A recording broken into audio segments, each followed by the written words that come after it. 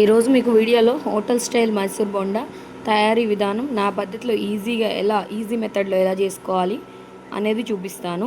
ఓకేనా? పర్ఫెక్ట్గా ఎలా చేసుకోవాలంటే మీకు ఎట్లా అర్థమవుతుందంటే, పర్ఫెక్ట్గా అంటే ఎట్లా మేడం అంటారేమో, జనరల్గా అందరికీ కూడా మైసూర్ బోండా అనగానే షేప్స్ ఒకటి సేమ్ రావు, ఇంకొకటి పేలుతుందనే అనుమానం. మైదా పిండి కలిపే విధానం పర్ఫెక్ట్గా ఉండాలి. గట్టిగా అంటే ఏంటంటే మైదా పిండి, పెరుగు, మనకి నూనె అట్లా వచ్చేటప్పటికి ఇంకా సో ఎట్లా చేసుకోవాలనేది జీలకర్ర, ఇంకా సోడా చేసుకోవాలనేది చూపిస్తున్నాను. తెలుసు కదా, సోడా ఉప్పు కానీ ఇన్నో ప్యాకెట్ కానీ ఏదైనా సరే మీరు దాంట్లో కొంచెం వేసుకొని మొత్తం మిక్స్ చేయాలి. అంటే బీట్ చేసేయాలన్నమాట, విజిగర్తో కానీ ఇంకా చేతితో కానీ. నాకైతే ఎప్పుడు ఉండలు లేకుండా వాళ్ళని నేను చేతితోనే చేసుకుంటాను. సో మొత్తం బీట్ అయిపోయాక వేడి నీళ్ళు పోయాలన్నమాట. వేడి నీళ్ళు ఎలా పోయాలి అంటే, ఒక్కసారే పోసేయకుండా మనం ఏ కప్పుతో అయితే పెరుగు తీసుకున్నామో అదే కప్పుతో ఎన్ని కప్పులు అయితే పెరిగేసామో అన్ని కప్పులు పిండి వేసుకొని సో మొత్తం బీట్ చేసేసి చేతితోనే బాగా కలిపేసుకోవాలన్నమాట. మీరు విస్కర్తో అయినా కలుపుకోండి. సో ఇంకా వేడి నీళ్ళు ఉంటాయి కదా, బాగా వేడిగా ఉన్న వేడి నీళ్ళతో కనుక కలిపితే మీకు ఏమైనా మైసూర్ బోండా ఫ్లఫీగా రావడానికి హెల్ప్ చేస్తుంది అనమాట. వేడి నీళ్ళు, ఓకేనా, గుల్లగా రావడానికి అంటే. ఓకే, సో మీరు గట్టిగా ఉండలు లేకుండా ఎట్లా అయితే మొత్తం వాటర్ ఒక్కసారిగా పోసుకోకుండా కొంచెం కొంచెంగా పోసుకుంటూ వేడి నీళ్ళు జాగ్రత్తగా, చెయ్యి పెడితే కనుక జాగ్రత్త. మీకు విస్గర్ అయితే పర్లేదు, సో నేను చెయ్యి పెట్టాను కాబట్టి, సో చెయ్యి పెట్టి కలుపుకునే వాళ్ళు చాలా జాగ్రత్తగా వేడి వాటర్ పోసుకొని ఆ పెరుగు మొత్తం మెల్ట్ అయిపోయేటట్టు శుభ్రంగా కలుపుకోవాలన్నమాట.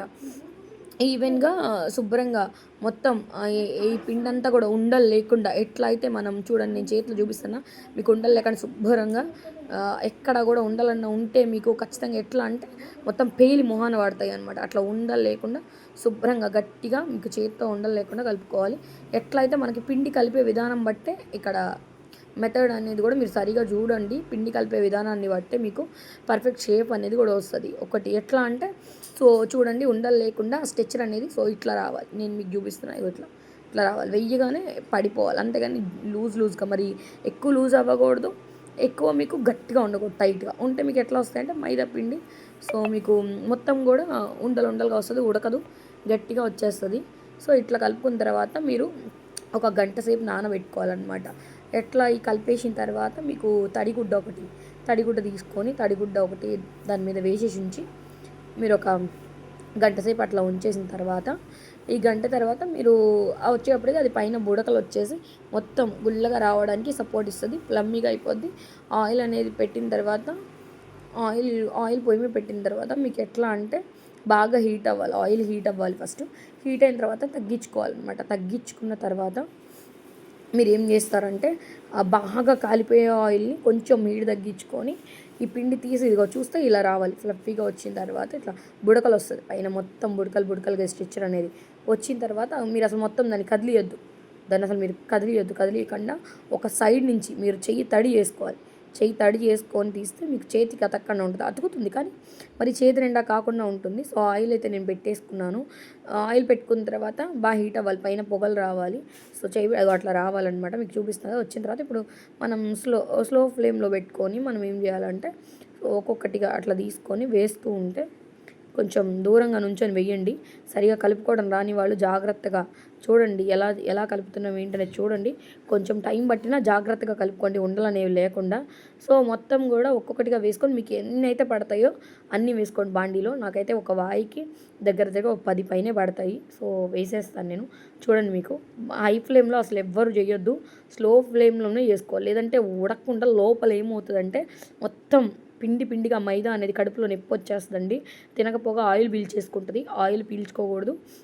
సో మీరు ఈ లోపల ఇవి వేసేసి ఈ బోండాలు కూడా ఎట్లా అంటే మొత్తం బోండాలు కూడా ఒక్కసారి మొత్తం కదిలీకుండా వేసిన తర్వాత అవి పైకి వచ్చేస్తాయి అన్నమాట. ఆయిల్ నుంచి కింద అతకకుండా పైకి వచ్చేస్తాయి. వచ్చిన తర్వాత మనం బోండాలను ఏం చేస్తామంటే చక్కగా మనం చిల్లులు గరిట ఏదైతే ఉందో, మీకు చెల్లుల గరిట ఉంటే ఏదది మీ భాషలో నేను చెప్తున్నా, సో అది తీసేసుకొని ఏం చేస్తామంటే ఆ బోండాల్ని కదిలియద్దు, పైన మొత్తం ఆయిల్తో ఇట్లా చక్కగా అన్నీ ఒకేలాగా మొత్తం ఈవెన్గా మొత్తం ఆయిల్ దాంట్లో ఆయిల్లో కలిసేటట్టుగా చక్కగా దాంతో పైన ఇట్లా అంటూ ఉంటే, నాకు చూడండి ఎన్ని పట్టాయో.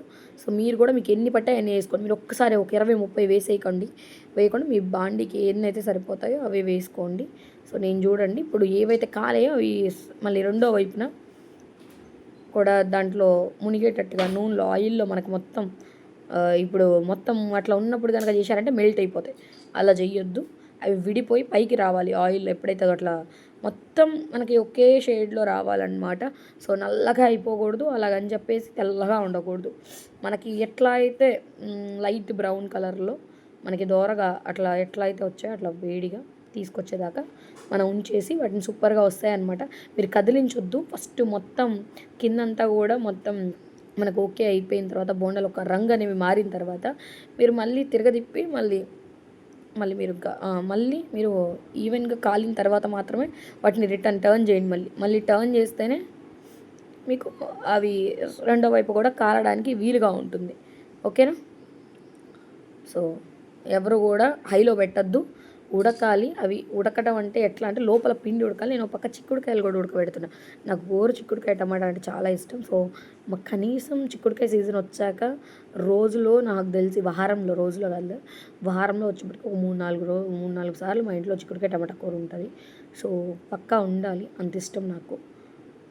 ఇంకా చాలా చాలా చాలా బాగా వచ్చాయి చూడండి. మీకు ఎట్లా వచ్చేది నాకైతే ఇక ఎట్లా అయిపోయింది. సరే, ఇంకా ఆయిల్ కూడా మనకి ఇంకాలంటే టిష్యూ పేపర్ అనేది ఒక బేషన్లో వేసేసుకొని నేను ఆ టిష్యూ పేపర్ మీద కనుక ఇవి వేస్తే ఆయిల్ అనేది టిష్యూ పేపర్ పీల్చుకుంటుంది.